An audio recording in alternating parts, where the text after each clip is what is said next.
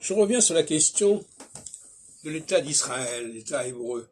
Je préfère parler d'État hébreu que l'État d'Israël parce que j'ai une certaine allergie au mot Israël, pour des raisons qui sont liées à l'histoire du peuple juif, notamment du temps de Salomon et ensuite, et des prophètes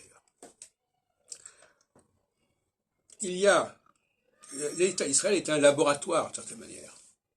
Un laboratoire qui fait sens pour l'astrologie, telle que je la conçois, à savoir qu'à certaines périodes,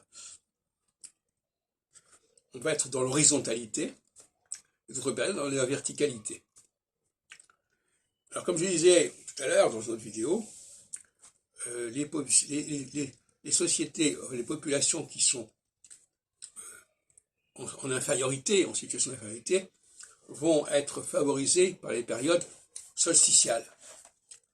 Et elles vont mal supporter la verticalité. En revanche,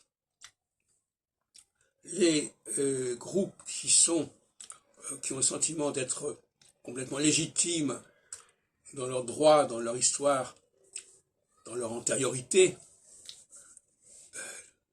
et le mot antériorité évidemment a plusieurs sens selon qu'on se dit sur le plan religieux et sur le plan territorial, etc., enfin peu importe, eh bien ces populations-là vont être plus à leur aise en phase équinoxiale. Donc il y a une espèce d'équilibre entre ces deux courants, et je pense qu'on ne peut pas concevoir une constitution sans qu'elle prévoie par avance qu'il y aura une alternance entre le point de vue vertical et le point de vue horizontal. Il ne faut pas que ce soit à la merci d'une combinatoire électorale qui ferait que tel parti se maintiendrait au pouvoir ou au contraire qui serait évacué. Il faut que ce soit dans les droits fondamentaux,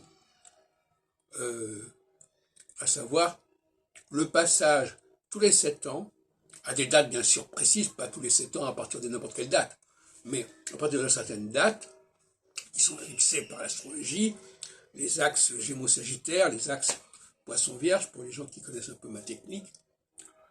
Il faut qu'il y ait d'avance, qu'on sache exactement quel est le programme qui va être appliqué.